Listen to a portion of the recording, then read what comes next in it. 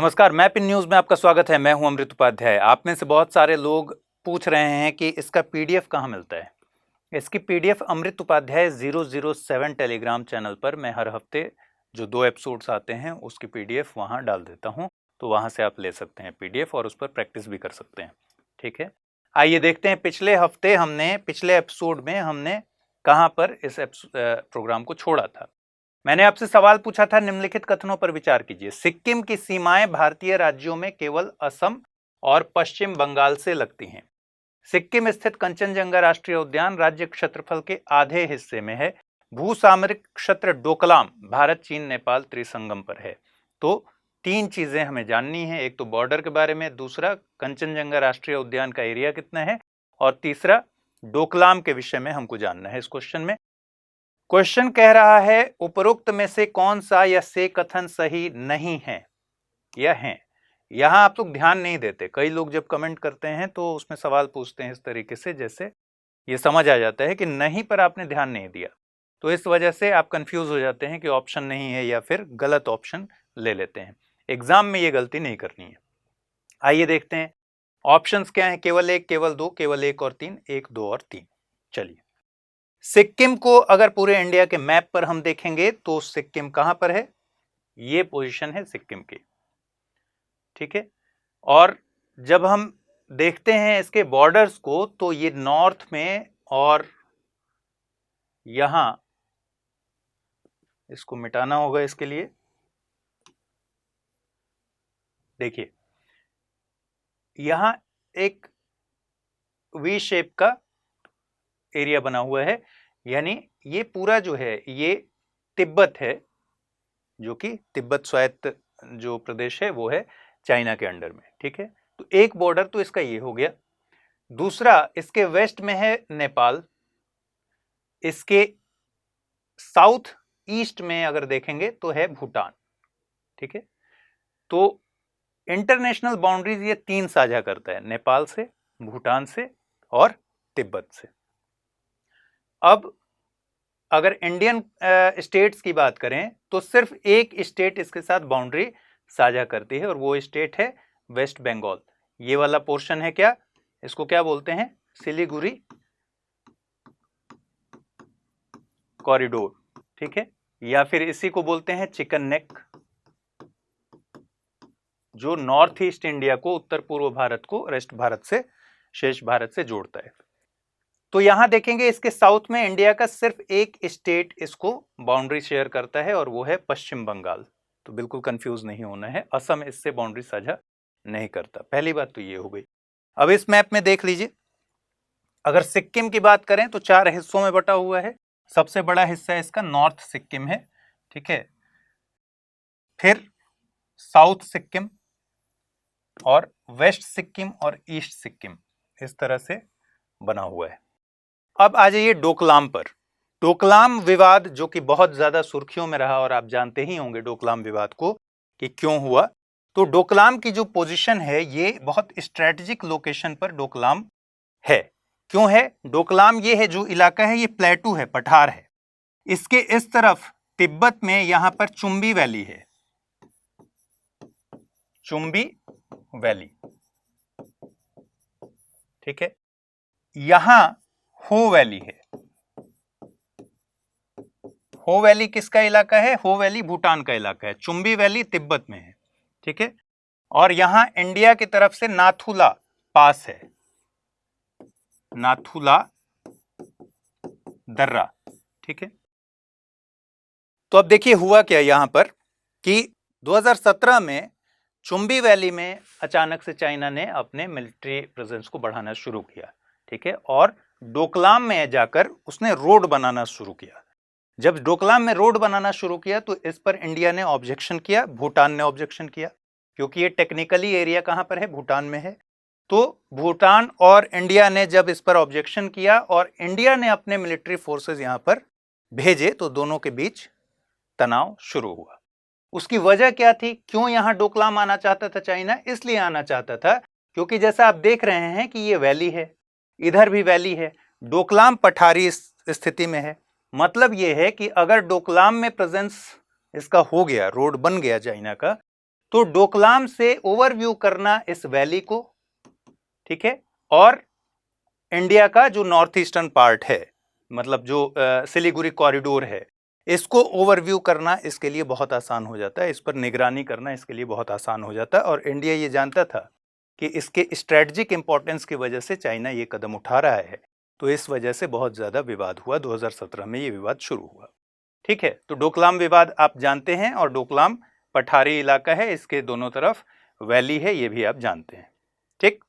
अब एक इंपॉर्टेंट बात है कि यहाँ तीस्ता नदी है। मैप इन शॉर्ट में मैंने तीस्ता नदी को कवर किया है, आपने देखा ही होगा, लेकिन फिर से एक बार रिवाइज कर लेते हैं। तीस्ता नदी है, ये यहाँ पर सिक्किम में ही पोहुनरी की पहाड़ियों से निकलती है, पोहुनरी की पहाड़ियों से,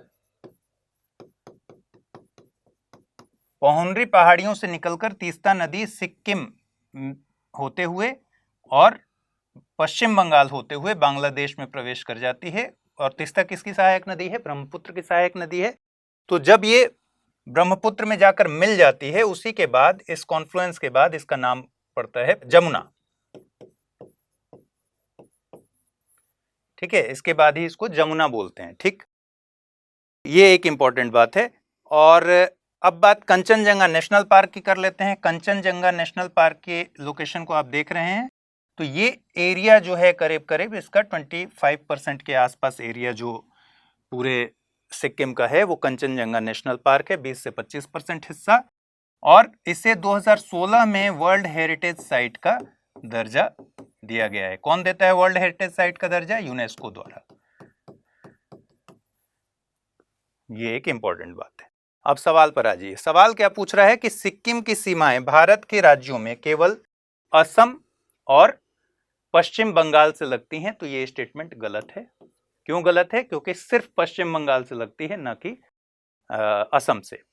सिक्किम स्थित कंचनजंगा राष्ट्रीय उद्यान राज्य क्षेत्रफल के आधे हिस्से में है। आधे हिस्से में नहीं है, बल्कि 20 से 25% हिस्से में है, एक चौथाई मान लीजिए। भू सामरिक क्षेत्र डोकलाम भारत चीन नेपाल त्रिसंगम पर है, ट्राई जंक्शन पर है। और हमने क्या देखा कि ये भारत, चीन और भूटान के ट्राई जंक्शन पर है, न कि नेपाल के, ठीक है। तो क्या इसका हुआ? ये ट्राई जंक्शन कहां पर है? इंडिया, चाइना, जो कि तिब्बत वाला इलाका है चाइना का, और भूटान, ठीक। तो इसलिए ये स्टेटमेंट गलत है। तीस्ता के बारे में एक बात जो मैंने बताई थी वहां, कि इसकी सहायक नदियां कौन कौन सी हैं। इसकी सहायक नदियां हैं रांगपो, सिक्किम में ही, ठीक है, रंगीत, रैली, रानीखोला, ये सब सिक्किम में ही इसकी सहायक नदियां हैं। कौन कौन है? रांगपो, रंगीत, रैली और रानीखोला, ठीक है। तो ये स्टेटमेंट भी गलत हो गया और ये स्टेटमेंट भी गलत हो गया। क्यों? क्योंकि यहाँ नेपाल लिखा हुआ है, जबकि होना क्या चाहिए था? भूटान। तो पूछ रहा है कि कौन से कथन सही नहीं है। इसका सही आंसर क्या होगा? तीनों कथन सही नहीं है। इसका मतलब ऑप्शन डी इसका सही आंसर होगा। एक चीज और बताइएगा आप कि ड्रकयुल किस कंट्री को बोलते हैं? ठीक है, ड्रकयुल किस कंट्री का एक और नाम है? चलिए, यूक्रेन रूस युद्ध में रूस के फैसले से नया मोड़ आ गया है। पुतिन ने पिछले दिनों घोषणा क्या की कि लुहांस्क, दोनेत्स्क और खेरसन, जपोर्जिया अब रूस के क्षेत्र हैं, मतलब रूस का इन पर कब्जा है। इस घोषणा के बाद पूर्वी यूरोप में तनाव है और रूस के इस कदम के खिलाफ यूएनएससी में वोटिंग भी हुई, लेकिन रूस ने इसे वीटो कर दिया। ठीक है, आइए देखते हैं यूक्रेन के बारे में। हालांकि हमने पहले भी बहुत सारा पढ़ लिया है, बहुत सारी जानकारी हासिल कर ली है, लेकिन फिर भी कुछ चीजें देख लेते हैं। पहली चीज जो ध्यान में देने वाली है कि जिस एरिया पर रशिया ने अभी अपना कब्जा जताया है वो सारा एरिया नीपर नदी के ईस्ट में है। और नीपर नदी कैसे है ये हम कई बार पढ़ चुके हैं। ठीक है, तो ये पूरा इलाका लगभग जो है वो नीपर के पूर्व में स्थित है। पहली तो बात ये है। ठीक है, दूसरी बात ये है कि क्रीमिया पर 2014 में ही रशिया ने कब्जा कर लिया था और इसी तरह की बात अभी आई है कि इसने इस पर पूरी तरह से कब्जा कर लिया है। ठीक है, 2014 में इस पूरे एरिया पर कब्जा कर लिया था। इस पूरे एरिया में जो खास बात यह है कि ये क्रीमिया जो प्रायद्वीप है, ये ब्लैक सी और अजोव सी के बीच में पड़ता है। ये भी ध्यान देने वाली बात है। 3 अगर नदियों की बात करें तो नीपर, जो कि ये नदी है, कहां से निकलती है? रूस से निकलती है, रशिया के वल्दाई माउंटेन्स से, वल्दाई हिल्स से, ठीक है, निकलती है और कहां जाकर गिरती है? काला सागर में गिरती है। इसके अलावा एक महत्वपूर्ण नदी है जिसका नाम है नीस्टर, ठीक है। नीस्टर जो है ये यूक्रेन से ही कार्पेथियन माउंटेन्स से निकलती है और ये मोल्डोवा है। तो यूक्रेन से कार्पेथियन माउंटेन्स से निकलकर मोल्डोवा होते हुए कहां जाकर गिर जाती है? ब्लैक सी में गिर जाती है। और एक तीसरी नदी है जिसको कहते हैं डेन्यूब, ठीक है। तो डेन्यूब नदी जो है वो करीब 10 कंट्रीज से होकर बहती है, जर्मनी से निकलती है, लेकिन यूक्रेन की नदियों में अगर नाम आएगा तो डेन्यूब का भी नाम आएगा। देखिए, ये है कार्पेथियन माउंटेन्स, किस एरिया में है इसके? ये हो गया आपका दक्षिण पश्चिम में, ठीक है। तो नीस्टर नदी कार्पेथियन माउंटेन्स से ही निकलकर मोल्डोवा होते हुए जाकर ब्लैक सी में गिरती है। नीपर के बारे में आपको पता है, ठीक है, ये भी जाकर कहां गिरती है? ब्लैक सी में। यहां पर है कीव, जो कि राजधानी है किसकी? यूक्रेन की। और यहीं पर एक महत्वपूर्ण शहर है जिसका नाम है बूचा। बूचा नरसंहार हुआ था, रशियन सैनिकों पर आरोप लगा था कि करीब 400 के करीब वहां के जो लोग हैं उनको रशियन सैनिकों ने मारा था, रूस के सैनिकों ने मारा था। उसे क्या कहते हैं? बूचा नरसंहार कहते हैं, ठीक है। ये आगे क्वेश्चन में भी आएगा। अब एक नदी जो हमें देखनी है वो है डेन्यूब नदी। डेन्यूब नदी कहां से निकलती है? जर्मनी से निकलती है और ब्लैक फॉरेस्ट से निकलती है। ब्लैक फॉरेस्ट कहां है? जर्मनी में, ठीक है, ये जर्मनी है और जर्मनी में ब्लैक फॉरेस्ट से निकलती है इसके दक्षिण पश्चिमी भाग से। फिर ये बहते हुए जाती है कई सारे कंट्रीज को क्रॉस करते हुए, जिसमें ऑस्ट्रिया है, ठीक है, उसके अलावा स्लोवाकिया है, इस वाले मैप में दिखेगा, ठीक है, ये है डेन्यूब, ठीक, स्लोवाकिया, ऑस्ट्रिया और जर्मनी से तो निकलती है। अब यहां ध्यान क्या देने वाली बात है कि क्या ये नदी चेक रिपब्लिक को भी छूती है? नहीं छूती। देखिए यहां बीच से निकल रही है, ये ऑस्ट्रिया, ठीक है, और ऑस्ट्रिया से निकलते हुए स्लोवाकिया और हंगरी के बॉर्डर को बनाते हुए यहां से सीधे साउथ हो जाती है, मतलब हंगरी भी इसके एरिया में आता है। अब हंगरी से ये जब आगे बढ़ती है तो एक बहुत ही महत्वपूर्ण यहां पर जानकारी ये है कि क्रोएशिया से भी ये टच करती है, बॉर्डर पर इसके बहती है, ठीक है, क्रोएशिया और सर्बिया के। क्रोएशिया ऐसे दिखने में नहीं लगता है, लेकिन क्रोएशिया का मैप इस तरीके से है, ठीक है। तो क्रोएशिया से भी इसका बाउंड्री बनता है, क्रोएशिया और सर्बिया के बीच में। ये कंट्री इधर सर्बिया है यहां, ठीक है। फिर ये जब साउथवर्ड, मतलब समझिए कि जर्मनी के ब्लैक फॉरेस्ट से निकली, फिर ये ऑस्ट्रिया को बीच से कट करते हुए फिर स्लोवाकिया और हंगरी के बॉर्डर पर आने के बाद यहां से साउथ हो जाती है, फिर क्रोएशिया और सर्बिया के बाउंड्री से बहने के बाद ये इन कर जाती है सर्बिया में, और फिर सर्बिया से रोमानिया, ठीक, बुल्गारिया, इधर मोल्डोवा और यूक्रेन, ठीक है। यूक्रेन का जो सबसे अंतिम छोर है वहां से होकर ये ब्लैक सी में जाकर गिर जाती है। कितने कंट्रीज हो गए? 1 2 3 4, क्रोएशिया हो गया 5, ठीक है, 6 7 8 9 और यूक्रेन हो गया 10, ठीक है।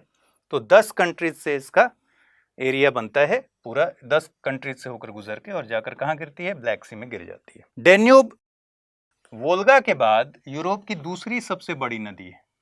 वोल्गा के बाद यूरोप की दूसरी सबसे बड़ी नदी, ठीक है। और डेन्यूब के ही फ्लो में, डेन्यूब के ही एरिया में पड़ता है दुनिया का पहला 5 कंट्रीज बायोस्फीयर रिजर्व। ठीक है, 5 कंट्री बायोस्फीयर रिजर्व किसके बीच पड़ता है? डेन्यूब नदी के बेसिन में पड़ता है। तो ये इंपॉर्टेंट जानकारियां हैं। अब आपको बताना है क्वेश्चन का जवाब। क्वेश्चन क्या है? क्वेश्चन बहुत आसान सा है, जो आप जानते हैं। कभी कभी सुर्खियों में रहने वाला क्रीमिया प्रायद्वीप निम्नलिखित में से किन दो को अलग करता है? काला सागर, अज़ोव सागर, काला सागर और कैस्पियन सागर, भूमध्य सागर और काला सागर और मरमरा सागर। क्वेश्चन एक पूछा गया था जो हमने पहले भी चर्चा किया है इस बारे में। 2014 का सवाल है, टर्की किन के मध्य स्थित है? काला सागर, कैस्पियन सागर, काला सागर, भूमध्य सागर, स्वेज की खाड़ी और भूमध्य सागर, अकाबा की खाड़ी और मृत सागर। मैं बार बार क्वेश्चन सिर्फ इसलिए लेता हूं कि आपको यह अंदाजा रहे कि मैप से यूपीएससी किस तरीके के सवाल बनाती है। ठीक है, चलिए, इसका जवाब आप लोग ऐसे ही जानते हैं, इसमें कुछ बताने के लिए है नहीं। क्रीमिया ये रहा, और क्रीमिया के एक तरफ ब्लैक सी है और एक तरफ है सी ऑफ अज़ोव। लेकिन आपको जो बताना है वो बताना है कि ब्लैक सी और कैस्पियन सागर के बीच में कौन सा माउंटेन रेंज है। ठीक है, ये मैंने डिस्कस किया है पहले भी। ब्लैक सी और कैस्पियन सागर के बीच में कौन सा माउंटेन रेंज है? यहां पर क्या है? यहां पर अज़ोव सी है।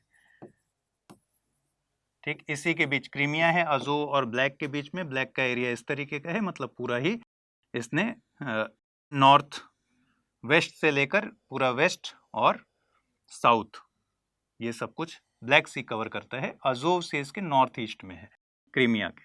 ठीक है, यहां पर है कर्च की जल संधि, कर्च स्ट्रेट है। ठीक है, और आपको बताना क्या है कि ब्लैक सी और कैस्पियन सागर के बीच में यहां एक माउंटेन रेंज है। इस माउंटेन रेंज का नाम क्या है? मैंने पहले भी डिस्कस किया है। ठीक है, चलिए, पिछले दिनों इराक की काफी अहम जगहों पर रॉकेट दागे गए। इन हमलों में इराक की संसद और दूसरे देशों के राजदूत कार्यालयों और मिशंस को निशाना बनाया गया था। तो इराक के बारे में समझ लेते हैं। सबसे पहले क्या समझते हैं? इराक की बाउंड्री के बारे में समझते हैं। बाउंड्री कहां कहां है इराक की? सबसे पहले ईरान।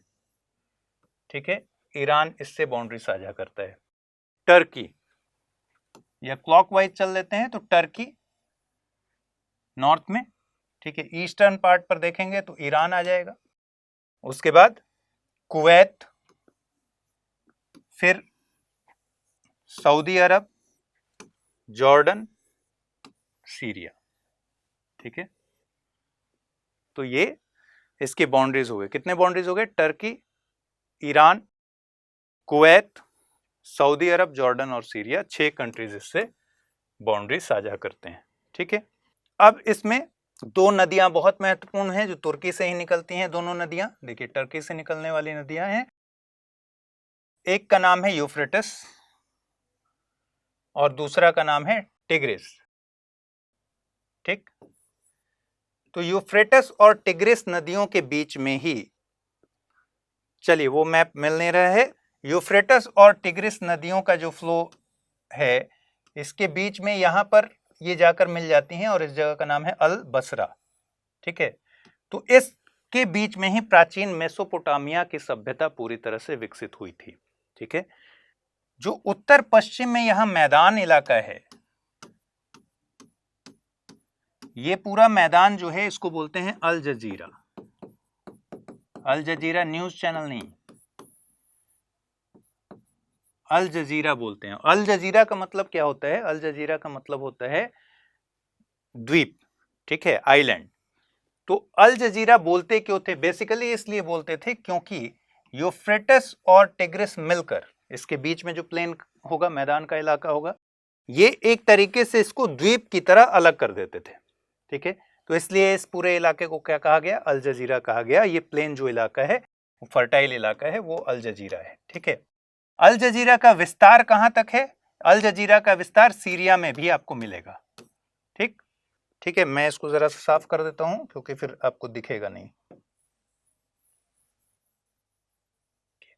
तो हम बात कर रहे थे किसके बारे में, एक तो यूफ्रेटस जो कि टर्की से निकलती है और टिग्रिस भी टर्की से निकलती है, ठीक है, तुर्की से ही दोनों निकलते हैं। फिर इन दोनों के बीच के एरिया को, जो प्लेन एरिया है, उसको कहते हैं अल जजीरा और इसका विस्तार सीरिया तक है। ये भी एक बात समझ में आए। पश्चिमी अगर इराक की बात करें तो यहाँ सीरियन डिजर्ट है, ठीक है, मतलब सीरियन डिजर्ट का विस्तार जो है पश्चिमी इराक तक है। अब दोनों, जैसा मैंने बताया कि यूफ्रेटिस, और मैं रफ स्केच खींच रहा हूं, फ्लो के साथ नहीं खींच रहा हूं, यूफ्रेटिस और कहां पर जाके मिलते हैं, अल बसरा में। अल बसरा इराक की एक महत्वपूर्ण सिटी है। अल बसरा में मिलने के बाद इसको बोलते हैं शत अल अरब, मतलब इस नदी का नाम जो शत अल अरब नदी है, ये यूफ्रेटिस और टिग्रिस के मिलने के बाद बनती है और ये जाकर कहां पर गिरती है, फारस की खाड़ी में जाकर गिर जाती है। एक चीज और ध्यान पे रखना होगा, जब हम पूरी बाउंड्रीज को देख रहे होंगे तो देखने से इराक लैंडलॉक्ड की तरह लगता है, लेकिन बहुत छोटे हिस्से में ये पर्शियन गल्फ से भी अपना बॉर्डर साझा करता है, यानी पर्शियन गल्फ भी इससे लगा हुआ है, ठीक है। चलिए अब कुछ महत्वपूर्ण जगहों को जान लीजिए, जैसे इरबिल, ठीक है, किरकुक, ये सब महत्वपूर्ण जगहें हैं इसमें। रामादी, बगदाद, बगदाद तो आप जानते ही हैं, ठीक है। इसके अलावा करबला, ठीक है, अमारा और यहां अल बसरा, ठीक है, ये इसके महत्वपूर्ण शहर हैं। देखिए क्वेश्चन, प्रायः खबरों में रहने वाले स्थान कौन कौन से हैं और अवस्थिति क्या है। कुर्दिस्तान दक्षिण एशिया, सुन्नी ट्रायंगल उत्तरी अफ्रीका, बूचा पूर्वी यूरोप, रखाइन मध्य एशिया। उपर्युक्त में से कौन सा से युग्म सही सुमेलित हैं? केवल 1 2 4, केवल 3 और 4, केवल 3 और केवल 1। देखिए कुर्दिस्तान प्रांत की मांग बहुत समय से, लंबे समय से चल रही है और बहुत सारी लड़ाइयां इसमें होती रहती हैं। कुर्द महिलाओं के बारे में आपने सुना होगा कि आईएस में कुर्द लड़ाके जो हैं उसमें महिलाएं बहुत ज़्यादा भर्ती हैं और बहुत उन्होंने भूमिका निभाई है। तो ये कुर्द का जो पूरा इलाका है, इसमें कौन कौन सी कंट्रीज आ जाती हैं, कुछ ये पूरा इलाका कुर्द का है जिसकी डिमांड चलती रहती है। कुर्द में इराक भी आ गया, ठीक है, सीरिया भी आ गया, टर्की भी आ गया, आर्मेनिया का कुछ हिस्सा भी आ गया और ईरान का भी कुछ हिस्सा आ गया। मतलब कुर्द पूरा जो इलाका बना हुआ है वो कैसे कैसे बना हुआ है, तुर्की, इराक, ठीक है, टर्की, सीरिया, इराक, ईरान और आर्मेनिया, इन सब के हिस्से मिला दें अगर तो कुर्दिस्तान की मांग होती है। और सवाल क्या कह रहा है कि कुर्दिस्तान कहां पर है, कुर्दिस्तान बोल रहा है कि दक्षिण एशिया में है। तो ये क्या होगा, गलत हो जाएगा। क्यों गलत हो जाएगा, क्योंकि दक्षिण एशिया में ना होकर ये पश्चिम एशिया में है,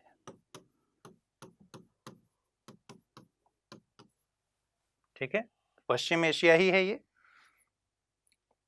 फिर है सुन्नी ट्रायंगल, जो कह रहा है उत्तरी अफ्रीका में। सुन्नी ट्रायंगल देख लेते हैं। सुन्नी ट्रायंगल बेसिकली इराक में 3 शहरों को मिला दीजिए, टिरकित, रामादी और बगदाद, इसके बीच एक ट्रायंगल सुन्नी ट्रायंगल बोलते हैं, ठीक है। तो इसका संबंध अरब से है ना कि अफ्रीका से, तो ये भी गलत हो जाएगा। तीसरा है बूचा, जैसा मैंने बताया बूचा कहां पर है, बूचा है कीव से पास में एक जगह है बूचा, और ये क्यों जाना जाता है, बूचा नरसंहार की वजह से, ठीक है। और ऑप्शन में क्या दे रहा है, बूचा पूर्वी यूरोप में है, तो ये बिल्कुल ठीक है क्योंकि ये पूर्वी यूरोप ही है। रखाइन मध्य एशिया में, रखाइन हम जानते हैं, हमने पढ़ा है, पिछले एपिसोड्स में पढ़ा है कि रखाइन, जब हम रोहिंग्या समुदाय के बारे में बात कर रहे थे तो रखाइन प्रांत को हमने पढ़ा था, और रखाइन कहाँ पर है, म्यांमार में है, ठीक है, यानी दक्षिण पूर्व एशिया में है। और ये क्या कह रहा है, रखाइन कह रहा है मध्य एशिया में, तो मध्य एशिया में ना होकर दक्षिण पूर्व एशिया में, तो ये भी गलत हो जाएगा। इसका मतलब सिर्फ एक ऑप्शन सही है, बूचा जो है वो पूर्वी यूरोप में है, बाकी सब गलत है। ऑप्शन बी इसका सही उत्तर होगा, केवल 3। चलिए अगली खबर, बुर्किना फासो के उत्तरी प्रांत शोउम में आईएसआईएस और अलकायदा ने बड़े आतंकी हमले को अंजाम दिया है। इस हमले में गास्किंडे में 11 सैनिक मारे गए और करीब 50 लोग लापता हैं। गास्किंडे उत्तरी प्रांत है बुर्किना फासो का। आइए बुर्किना फासो को देख लेते हैं। बुर्किना फासो की बाउंड्री की बात कर लेते हैं। बुर्किना फासो को एक तरफ से कवर किया है नाइजर ने, ठीक है, और नॉर्थ से लेकर इसके साउथ वेस्ट तक पूरा माली है। सबसे बड़ी बाउंड्री माली की लगती है, ठीक है। फिर 4 कंट्रीज एक साथ आपको सदर्न पार्ट में दिखेंगे, आइवरी कोस्ट, घाना, टोगो और बेनिन, ठीक। आइवरी कोस्ट, घाना, टोगो, बेनिन, नाइजर, माली, 6 कंट्रीज इसमें भी हैं, इसके बाउंड्रीज को साझा करते हैं। 2 महत्वपूर्ण नदियां हैं जिनके बारे में बहुत ज्यादा नहीं जानना है, व्हाइट वोल्टा और ब्लैक वोल्टा, ठीक है। व्हाइट वोल्टा और ब्लैक वोल्टा नदियां हैं और ये कंट्री लैंड लॉक्ड कंट्री है। एक बात ये भी याद रखनी है, बुर्किना फासो क्या है, लैंड लॉक्ड कंट्री है। जैसा मैंने पहले भी एक एपिसोड में आपको बताया था कि प्राइम मेरिडियन, प्रधान मध्याह्न रेखा,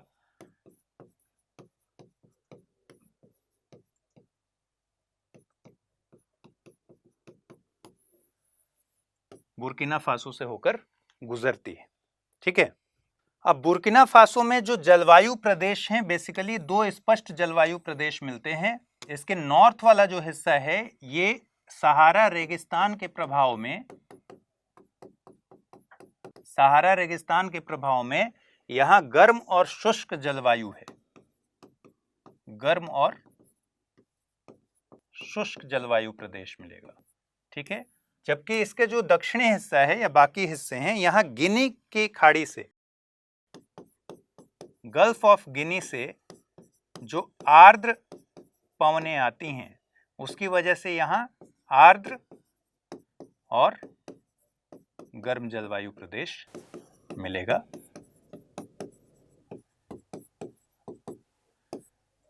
जिसको सवाना जलवायु प्रदेश मिलेगा, ठीक है।